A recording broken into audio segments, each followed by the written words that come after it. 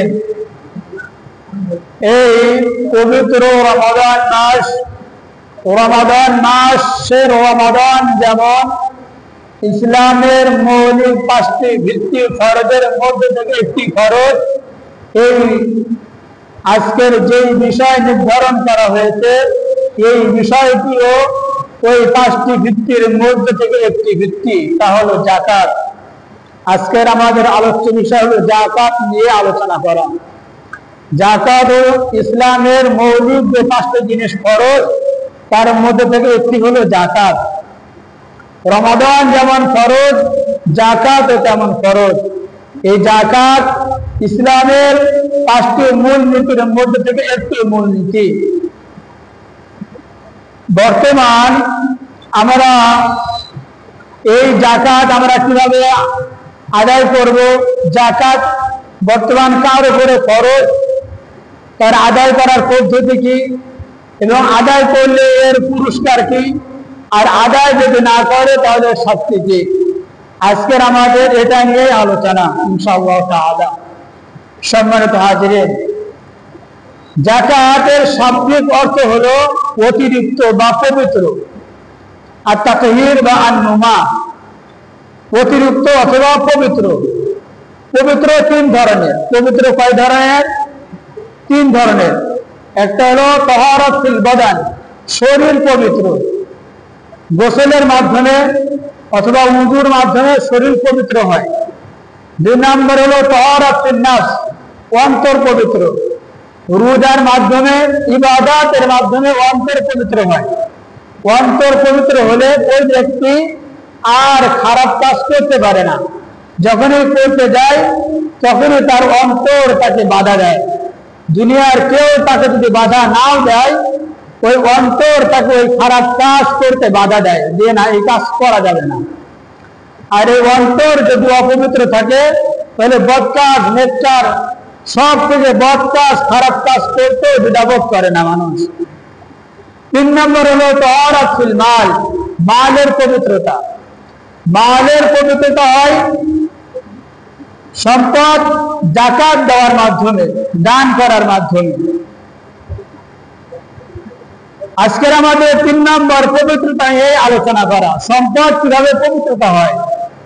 তো এই যাকাতের একটি অর্থ হলো পবিত্রতা। আমরা যাকাতের শাব্দিক অর্থ জানলাম, যাকাতের আরো অনেক অর্থ আছে। আমরা 2টি অর্থ জানলাম, অতিরিক্ত এবং পবিত্রতা। পারিভাষিক পরিভাষায় যাকাত কাকে বলে?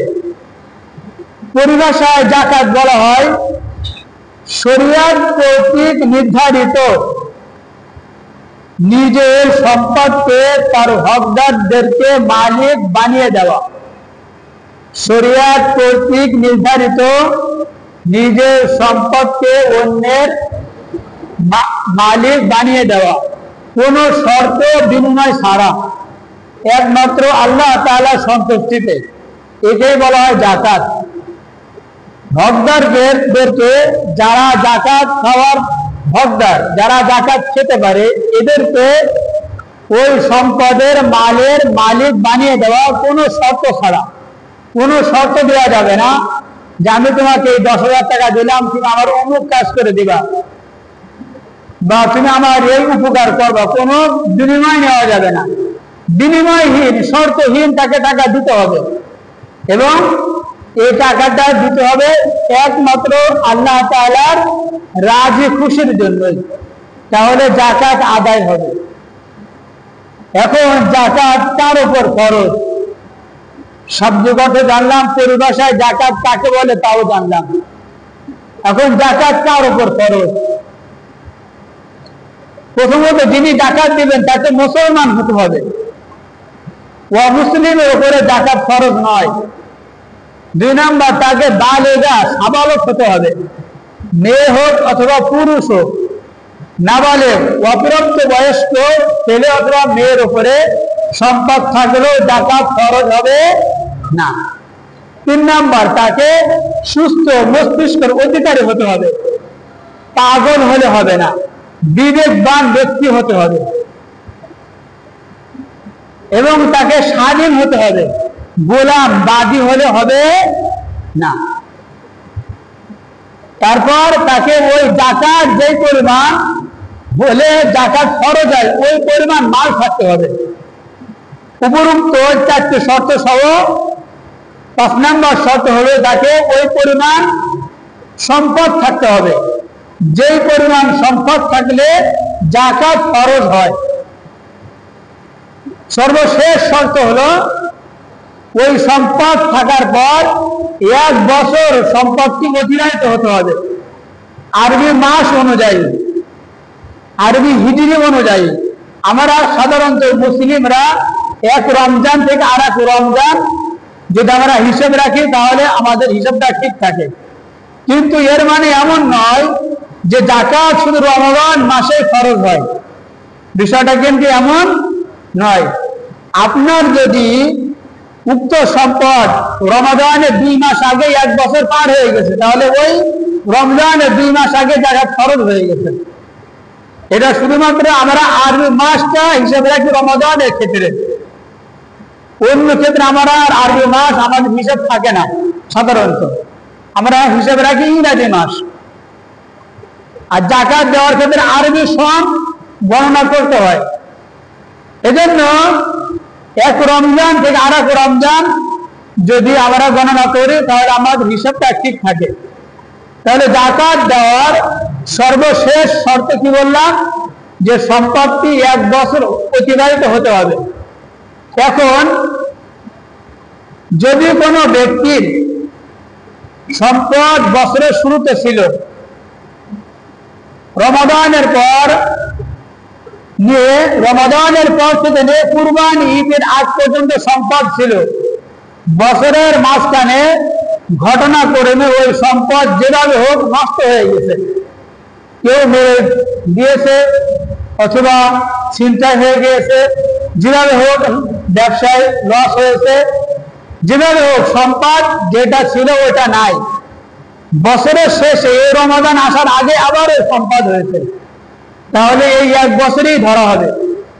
আবার যদি সম্পদ রমাদানের পর থেকে নিয়ে আর এক রমাদানের 1 মাস আগ পর্যন্ত, শাবান মাসের আগ পর্যন্ত সম্পদ ছিল, শাবান মাসে এসে সম্পদ উধাও হয়ে গিয়েছে, বিলীন হয়ে গিয়েছে, তাহলে ওই ব্যক্তির উপরে জাকাত ফরজ নয়, ওই ব্যক্তির উপরে জাকাত ফরজ নয়।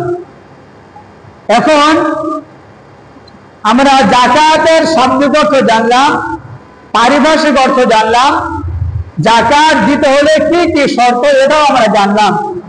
এখন কতটুক পরিমাণ সম্পদ হলে জাকাত ফরজ হয়, কতটুক পরিমাণ সম্পদ হলে জাকাত ফরজ হয়। যদি রূপার হিসেব করি, কার হিসেব করি, যদি রূপার হিসেব করি, রৌপ্যের যদি আমরা মূল্য নির্ধারণ করি তাহলে 52.5 তোলা রূপার যেই দাম, 52.5 তোলা রূপার যেই দাম, সেই ওই দামে যদি নগদ কোন মূল্য বা ওই পরিমাণ যদি রূপা বা স্বর্ণ থাকে বা অন্য কোনো গচ্ছিত সম্পদ থাকে তাহলে তার উপর খরচ জাকাত। এটা হলো রূপা হিসেবে।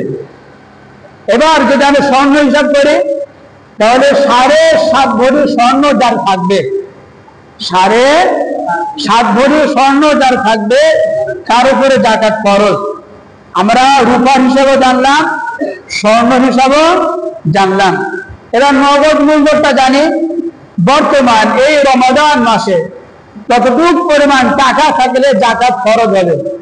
যদি কোনো ব্যক্তির বর্তমান 95,000 টাকা, কয় হাজার টাকার কথা বললাম, 95,000 টাকা থাকে এবং উক্ত সম্পদ যদি 1 বছর অতিবাহিত হয়, ওই 95,000 টাকা যদি গত রমজান থেকে নিয়ে এই রমজান পর্যন্ত যদি থাকে, বছরের মাঝখানে ছিল না কিন্তু গত রমজানে আমার কাছে 95,000 টাকা ছিল, এই রমজানেও এখনো আমার কাছে ওই 95,000 টাকা আছে, মাঝখানে ছিল না ছিল তা দেখার বিষয় নয় শরীয়তের পক্ষ থেকে। যদি ওই রমজানে 95,000 টাকা থাকে আর এই রমজানেও যদি ওই 95,000 টাকা থাকে তাহলে উক্ত ব্যক্তির উপর জাকাত ফরজ। সকলে কি বুঝছেন? এখন আমার কাছে 95,000 টাকাও নেই, 52.5 তোলা রূপাও নেই, 60.5 ভরি স্বর্ণও নেই, কিন্তু কিছু রূপা, কিছু স্বর্ণ, কিছু টাকা আছে। টাকা নিজের কাছেও থাকতে পারে, আবার আমি অন্যের কাছে টাকা পাই, ওটা ওই টাকার মালিক আমি। আবার ব্যাংকেও টাকা থাকতে পারে, আবার দেখা যাচ্ছে যে আমি কোন একটি দোকান নিলাম, দোকান বাবদ অ্যাডভান্স টাকা দেওয়া লাগে, ওই টাকার মালিকও কিন্তু আমি, আমার ওই টাকা আছে।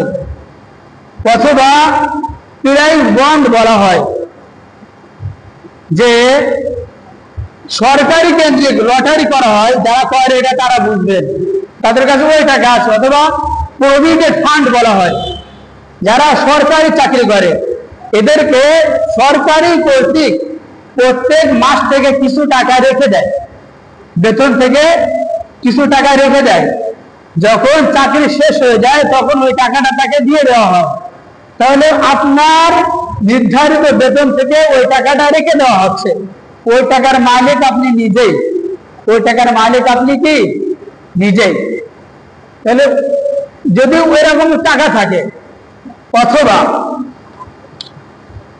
কোন ব্যক্তির যদি কোনো সম্পদ, কোন বাড়ি গাড়ি ব্যবসার উদ্দেশ্যে, ক্রয়ের উদ্দেশ্যে কিনা হয়, বিক্রি করার উদ্দেশ্যে ক্রয় করা হয়, যে আমি একটা বাড়ি কিনলাম বিক্রি করবো এই উদ্দেশ্য আমার, আমি বাড়িতে বসবাস করবো এমন উদ্দেশ্য আমার নেই, আমি বাড়িটি কিনলাম, এই বাড়িটা আমি বিক্রি করব, অথবা আমি গাড়ি কিনলাম, গাড়িটা আমি বিক্রি করব, যদি এরকম বিক্রয়ের উদ্দেশ্য থাকে, তাহলে ওই গাড়ি, ওই বাড়ি অথবা ওই সম্পদ বিক্রি করার পর যদি হাতে টাকা পায়, টাকা পাওয়ার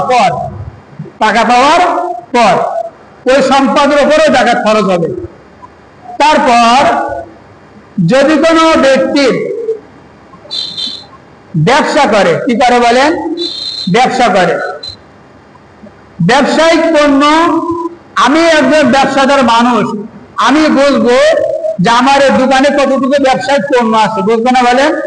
তাহলে ওখানে ওই ব্যবসায়ী পণ্য ওখানে কত টাকা আছে এটা হিসেব করা, যেখানে এই কয় টাকা আছে। অথবা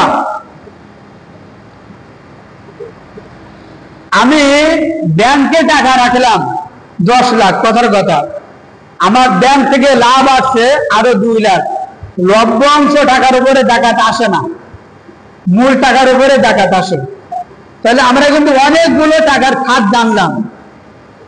এখন আমার টাকা, আমার কিছু রূপা, আমার কিছু স্বর্ণ, আমার এই 95,000 টাকা পরিমাণ যদি হয়ে যায়, তাহলে আমার উপর ডাকাত খরচ, যদি উক্ত সম্পদ 1 বছর অতিবাহিত হয়, যদি উক্ত সম্পদ কয় বছর অতিবাহিত হয় বলেন, 1 বছর অতিবাহিত হয়, তাহলে এখন আমি কি করে হিসেব করব? আমি এরকম একটি খাতা নেব, খাতা নেওয়ার পরে আমি উপরে লিখবো স্বর্ণ লিখে লিখবো যে আমার এতটুকু স্বর্ণ আছে। যদি স্বর্ণ 1 ভরি থাকে আমি 1 ভরি লিখবো, আমি স্বর্ণ আমার 1 ভরি নেই, তাহলে আমি যতটুকু স্বর্ণ কিনলাম ওই স্বর্ণ বর্তমান দাম কত, ওই স্বর্ণের দাম এখানে লিখবো। এবার নিচে লিখবো রূপা, ওই রূপার মূল্য কত এখানে লিখবো, অথবা কত ভরি রূপা সেটা লিখবো। এবার যতগুলো টাকার কথা বললাম, ব্যাংকে এতগুলো টাকা আছে, তারপর কি বলা যায় অ্যাডভান্স টাকা আছে এতগুলো, আমি অন্যের কাছে টাকা পাই এত টাকা, এরকম দিতে দেখা করে সব বলে লিখবো। লেখার পরে এই নিচে এসে আমরা একটা দাগ টানবো, দাগ টেনে একটা যোগফল দিব, যে পরে ওটা 20,000 ছিল, নিচে এটা 10,000 ছিল, এটা 30,000 ছিল, এটা 20,000 ছিল, এটা পুরো ডিটেইলসটা পরে একটা আমরা যোগ টানবো। যোগ টানার পরে যদি কয় হাজার টাকা দাঁড়ায়, 95,000 টাকা দাঁড়ায়, আর উক্ত সম্পদ যদি কয় বছরে অতিবাহিত হয়, তাহলে ওই ব্যক্তির উপর কি বলেন, যাকাত খরচ। এবার কথা হলো, এটা আমরা শুধু টাকার উৎসটা বের করলাম,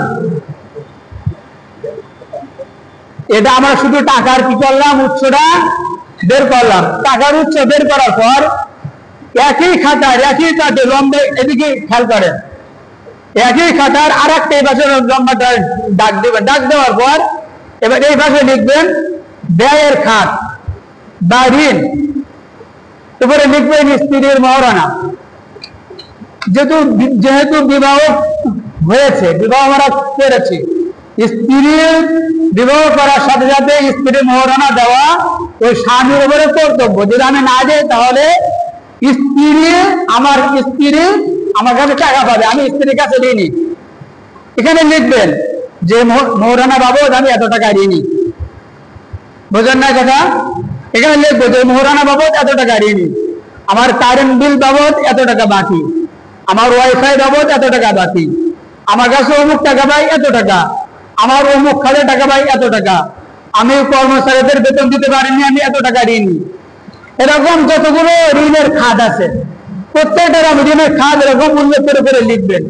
লিখার পরে খাতায় দাগ টেনে সর্বশেষ একটা যোগ টানবেন। যোগ টানার পর ওই আগে আয়ের উৎস ছিল, ওই আয়ের উৎস থেকে নিয়ে ঋণের যতগুলো খাত আছে এটা তো ওটার বিয়োগ দিবেন। বিয়োগ দেওয়ার পর যদি 95,000 টাকা দাঁড়ায় তাহলে আপনার উপরে জাকাত ফরজ, আর যদি বিয়োগ দেওয়ার পর যদি 95,000 টাকা থেকে কম হয় তাহলে জাকাত ফরজ না। সকলে কি কথা স্পষ্ট হয়েছে সকলের? এবার সম্মানিত হাজিরিন, যদি কোনো ব্যক্তির উক্ত জাকাত ফরজ হওয়ার পরও যদি জাকাত আমরা এই হিসাবটা না করে যদি জাকাত না দেই, হিসাব কিন্তু বের করার পদ্ধতি আমরা জানলাম। যদি জাকাত আমরা না দেই, জাকাত একটি ফরজ বিধান। জাকাত একটি কি বিধান বলেন? ফরজ বিধান। ঈমান আনা যেমন নৈতিক দায়িত্ব বান্দা হিসেবে, ঈমান আনার পর মুসলমান হিসেবে নামাজ পড়া ফরজ। ঈমান আনা প্রত্যেকটা ক্ষেত্রে ফরজ, মুসলমান হোক, হিন্দু হোক, বৃদ্ধ হোক, মানে বৌদ্ধ হোক, যাই হোক প্রত্যেকের উপর ঈমান আনা ফরজ। বান্দা হিসেবে ঈমান আনা ফরজ, আর মুসলমান হিসেবে নামাজ পড়া ফরজ, রোজা রাখা ফরজ, যাকাত দেওয়া তেমন কি একটি ফরজ বিধান। আল্লাহ তাআলা বলেন সূরা বাকারার 43 নম্বর আয়াত, আকিমুস সালাতা ওয়া আতুজ যাকাতা, তোমরা নামাজ কায়েম করো এবং যাকাত আদায় করো। যাকাত কি করো? আদায় করো। আল্লাহ তাআলা রাসূলকে বললেন খুয মিন আমওয়ালিহিম, সূরা তাওবার 135 নম্বর হাদিস, 35 নম্বর আয়াত। ওই আয়াতের ভিতরে আল্লাহ তাআলা বলেন, 103 নম্বর আয়াত, ওই আয়াতের ভিতরে আল্লাহ তাআলার রাসূলকে আল্লাহ তাআলা বলেন খুয মিন আমওয়ালিহিম সাদাকাতান তুতাহিরুহুম ওয়া তুযাক্কিহিম বিহা। হে নবী, আপনি তাদের থেকে সম্পদ নিন যাকাত স্বরূপ, দিয়ে তাদেরকে পবিত্রতা করুন।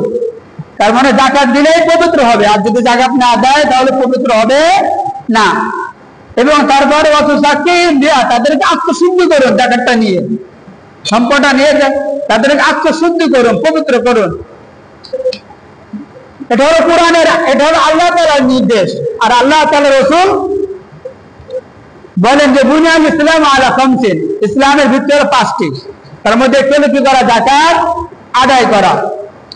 সম্মানিত হাজিরিন, কোরআন কেন্দ্রিক যাকাত আদায় করা ফরজ আমরা জানলাম। হাদিস কেন্দ্রিক আল্লাহ তাআলা রাসূল বলে দেন এটা হলো তুমি যে মুসলমান হবা, তোমার মুসলমানের একটি যতগুলো ভিত্তি আছে তার মধ্যে একটি ভিত্তি হলো তোমাকে যাকাত আদায় করতে হবে। এটা ফরজ, ফরজ বিধান। যদি যাকাত আদায় করি তাহলে পুরস্কার কি? আল্লাহ তাআলা বলেন সূরা বাকারার 276 নম্বর আয়াত, ইয়ামহাকুল্লাহু রিবা, আল্লাহ তাআলা সুদকে বিনষ্ট করে দেন, নষ্ট করে দেন, ধ্বংস করে দেন। আর ওয়াইরবিস সাদাকাত, আর যে ব্যক্তি যাকাত দেয় আল্লাহ তাআলা তার সৎকাকে, যাকাত, দান নামক বস্তুটাকে আল্লাহ তাআলা লালন পালন করেন। আমরা ছোট বাচ্চাকে লালন পালন করি না, আদর করে সুন্দর করে অনেক বড় করি, কারণ একসময় এই সন্তান বড় আমার খাবার দিবে। আমি যখন বৃদ্ধা হয়ে যাব, যখন আমি চলতে পারবো না, তখন আমার খুঁটি হলো আমার এই সন্তান, আমার শক্তি হলো আমার এই সন্তান। আল্লাহ তাআলা ঠিক তেমন ভাবে আপনার জায়গাটাকে এরকম লালন পালন করেন। ওই জাকাত ওই খুঁটি নামক জিনিসটা আপনাকে জান্নাতে নিয়ে যাবে, বলে সুবহানাল্লাহ।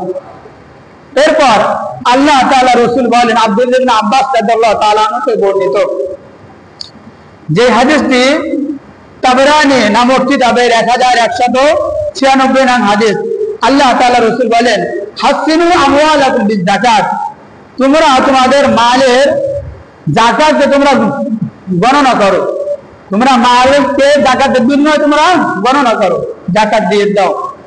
এরপরে হাদিসের যে অংশগুলো আছে যে তোমরা সদকার মাধ্যমে তোমরা তোমাদের রোগ বালা মুসিবত থেকে তোমরা মুক্ত থাকো। তাহলে আল্লাহ তাআলা রাসূল এখানে বললেন যে তোমরা যাকাতের মাধ্যমে তোমাদের সম্পদকে তোমরা নিরাপদ রাখো, তোমরা পবিত্র হও। হযরত আবু হুরায়রা রাদিয়াল্লাহু তাআলা আনহু বলেন যে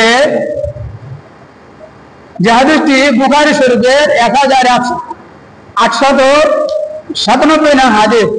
হাদিসের ভিতরে আছে আল্লাহ তাআলা রাসূল বলেন, মান আনফাকা যাওজাইনি ফি সাবিলিল্লাহি, যে ব্যক্তি আল্লাহ তাআলা রাস্তায় যাকাত দিবে, সম্পদের যাকাত দিবে, তাকে নুদিয়া মিন আবওয়াবিল জান্নাতি, জান্নাতে যতগুলো দরজা আছে ওই দরজার মধ্যে একটি দরজা তাকে আহ্বান করবে যাকাত দেনওয়ালাকে, বলবে, হে আব্দুল্লাহ, হে আব্দুল্লাহ, হে আল্লাহর বান্দা, হাযা খায়রুন, এটা তোমার জন্য উত্তম, এই দরজাটা তোমার জন্য কি উত্তম। তারপরে বলবেন, ওমান কানা মিন আহলি সাদাকাতি রা মিন বাবিস সাদাকাত, রুইয়া মিন বাবিস সাদাকাত। তাহলে ইমানের ওই ব্যক্তি, যে ব্যক্তি মানে ওই জান্নাতের দরজা দিয়ে রাখতেন ওই ব্যক্তিকে, যে ব্যক্তি যাকাত আদায় করবে, যে ব্যক্তি যাকাত আদায় করবে, যদি যাকাত আদায় করা হয় তাহলে জান্নাতের দরজা ওই ব্যক্তিকে আহ্বান করতে থাকবে জান্নাতে যাওয়ার জন্য, বলে সুবহানাল্লাহ। সম্মানিত হাজিরিন, জুবাইর ইবনে নাফির আল হাজরানি রাদিয়াল্লাহু তাআলা আনহু উনি বলেন যে আমি আবু দারদা রাদিয়াল্লাহু তাআলা আনহু থেকে বলতে শুনেছি, উনি বলেন, আবু দারদা রাদিয়াল্লাহু তাআলা আনহু বলেন যে আমি রাসূলুল্লাহ সাল্লাল্লাহু আলাইহি সাল্লাম থেকে বলতে শুনলাম যে আল্লাহ তাআলা রাসূল বলেন, আবহুনি দুআফা ফাইন্নামা তুরফাতুনা ওয়া তুনসারুনা বিদুআফাইকুম।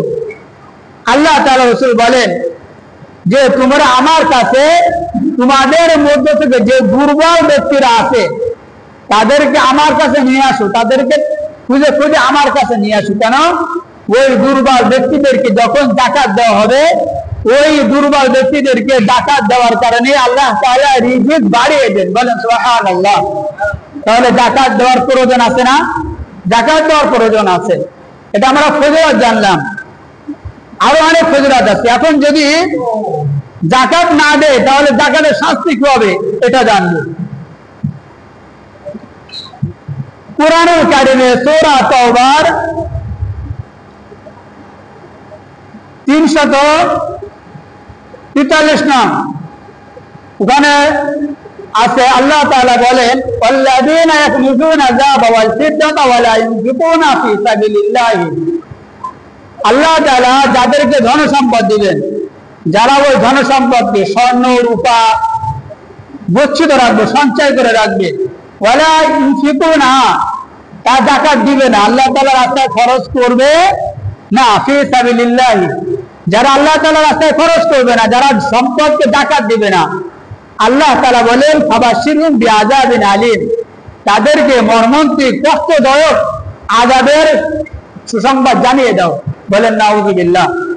তাহলে যাকাত না দিলে কোন ধরনের শাস্তি আমাদের জন্য অপেক্ষা করছে?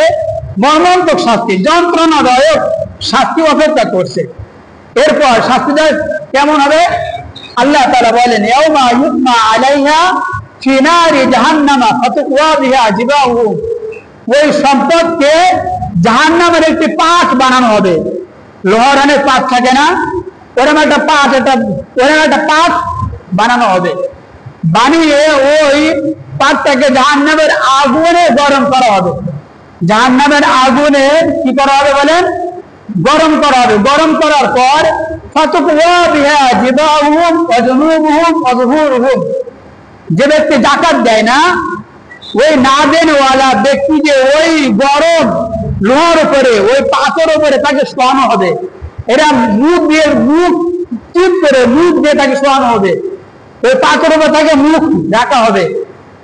শরীরে আগুনের তাপ লাগলে যতটা না কষ্ট হয়, মুখে তাপ লাগলে তার থেকে আরো বেশি কষ্ট হয়। জানেন আমরা, এটা মুখে দেওয়া হবে। তারপর বলা হবে তাকে তাপ করো, এক পাশে যখন তাপ করে তাকে আবার এরকম এক পাশে এরকম ওই শাস্তি দেওয়া হবে। তারপরে বলা হবে তাকে আর এক পাশে ওরকম চিপ করে শোয়া দেওয়া হয়, আর এক পাশে দিবে। তারপরে তাকে বলা হবে যে তাদেরকে সম্পূর্ণ এরকম চিপ করে শোয়াই দাও, যে জীবাহু মাজলুহু মাজহুরুহু, এইভাবে তাকে শাস্তি দেওয়া হবে। আর তাকে বলা হবে হাযা মা কানাসতুম লিআনফুসিকুম, এই পাতটা হলো, এই যে গরম পাত, যে পাতের উপর তোমাকে শাস্তি দেওয়া হচ্ছে, এটাই হলো তোমাদের গচ্ছিত সম্পদ। এটা হলো কার কথা? আল্লাহ তাআলার কথা, যে হাযা মা কানাসতুম, যে এটা হলো তোমার গচ্ছিত সম্পদ। লিআনফুসিকুম, তুমি যে সম্পদের যাকাত দেও নাই। তারপরে বলবে ফাযুকু মা কুনতুম তাকনিজুন, সুতরাং তুমি যেই সম্পদ যাকাত না দিয়ে গচ্ছিত রেখেছিলে, ওর শাস্তি তুমি ভোগ করতে থাকো, ওর শাস্তি তুমি ভোগ করতে থাকো। এটা হলো আল্লাহ তাআলার নির্দেশ, বা আল্লাহ তাআলা যাকাত না দেন ওরাকে কি ধরনের শাস্তি দিবেন সেই হুঁশিয়ারি, সেই সতর্ক আমরা শুনলাম। এখন আল্লাহ তাআলা রাসূল কি বলেন? হযরত আবু হুরায়রা রাদিয়াল্লাহু তাআলা আনহু থেকে বর্ণিত, মুসলিম শরীফের 6180 নং হাদিস। ওই হাদিসের ভিতরে আছে যে মা মিন সাহিবি যাহাবিন ওয়ালা ফিদ্দাতিন লা ইউআদ্দি মিনহা হাক্কাহা ইল্লা কানা ইয়াওমাল কিয়ামাতি সুফিআত লাহু সাফাহি মিন নারি, যে ব্যক্তি যাকাত দিবে না, ওই ধনসম্পদ ব্যক্তিওয়ালাকে, স্বর্ণ রূপাওয়ালা ব্যক্তিকে, ধনসম্পদওয়ালা ব্যক্তিকে কিয়ামতের ময়দানে ওই ধনসম্পদকে জাহান্নামের 5 সীমা থেকে একটি পাত বানানো হবে, এবং ওইটাকে এরকম জাহান্নামে গরম করা হবে। গরম করিয়ে তারপরে ফাওয়াসলিয়া আলাইহিমা ফি নারি জাহান্নামা ফায়ুতওয়া বিহা জানহু ওয়া জাবিনহু ওয়া যাহরুহু কামা বারাদাত উইদাত লাহু ফি ইয়াউমিন কানা মিকদারু 50000 সানাতিন। আল্লাহ তাআলা রাসূল বলেন, আল্লাহ তাআলা কথার সাথে মিল রেখেই বলেন যে ওই ব্যক্তি এরকম চিত হয়ে তাকে উপর করে সব ভাবে তাকে এরকম শাস্তি দেবেন, গরমে থাকা দিবেন। যখন ওই বস্তুটা ঠান্ডা হয়ে যাবে, তখন আবার ওই বস্তুটাকে এরকম গরম করা হবে। এভাবে কতদিন দেওয়া হবে? আল্লাহ তাআলা রাসূল বলেন 50000 সানাতিন, 50,000 বছর। বলেন নাউযুবিল্লাহ। দুনিয়ার বছর আর ওই বছর কি সমান? বলেন। আল্লাহ তাআলা রাসূল বলেন যাকাত না দেনওয়ালা ব্যক্তিকে এরকম 50,000 বছরের শাস্তি দেওয়া হবে। তার